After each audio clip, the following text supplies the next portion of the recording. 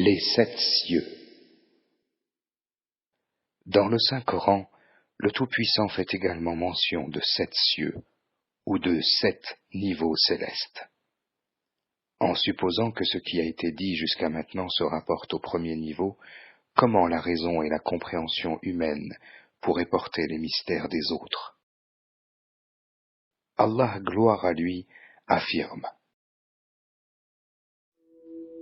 Celui qui a créé 7 cieux superposés sans que tu vois de disproportion à la création du tout miséricordieux. Ramène le regard. Y vois-tu une brèche quelconque? Puis, retourne ton regard à 2 fois. Le regard te reviendra humilié et frustré.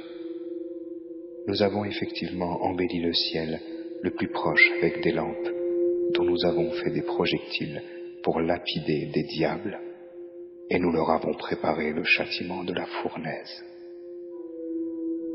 Coran, sourate 67, versets 3 et 5.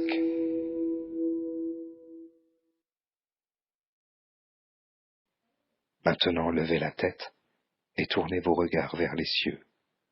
Réfléchissez sur les innombrables matières présentes dans l'espace qui, du milieu de cet ordre gigantesque, ne chancellent même pas d'une fraction de seconde de leur trajectoire, chacune chargée d'un mystère et d'un bon sens sous-jacent dans son mouvement.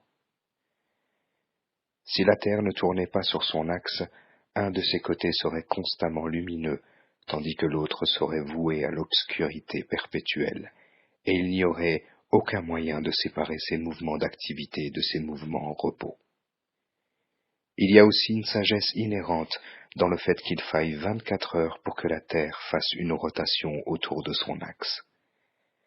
Si elle devait prendre plus de temps, la Terre aurait ressemblé à Mercure, où la différence entre la chaleur diurne et nocturne est supérieure à 1000 degrés Celsius.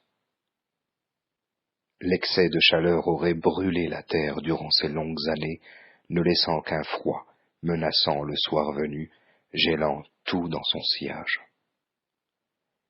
C'est dans cette optique qu'il faut prendre note de la façon dont le Tout-Puissant a recouvert le jour avec la nuit et a octroyé au premier un temps d'activité et à la seconde un temps de repos.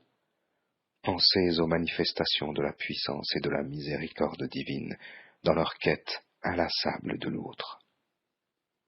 Encore une fois, si la Terre ne tournait pas autour du Soleil avec une inclinaison de 23 degrés et 27 minutes, il n'y aurait pas les 4 saisons si essentielles pour la vie.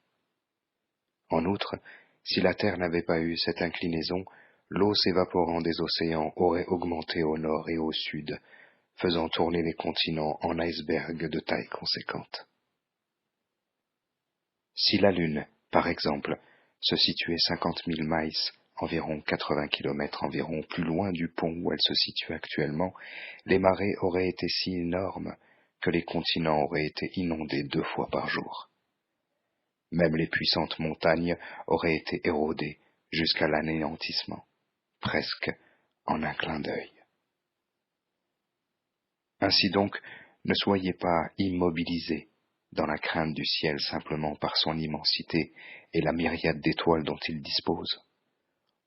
Au lieu de cela, pensez à réfléchir sur son Créateur et à la manière dont il l'a façonné et ordonné dans son ensemble. Comment se fait-il que le Tout-Puissant puisse maintenir ensemble ces étoiles massives sans piliers ou fixation visible? Il suffit de penser au Soleil et à la Lune. Tombent-ils toujours en panne? Y a-t-il un moment où ils ont été envoyés en réparation? Alors qu'ils se meuvent dans leur orbite respective et prédestinée, ont-ils déjà dévié de leur divine course et provoqué des accidents?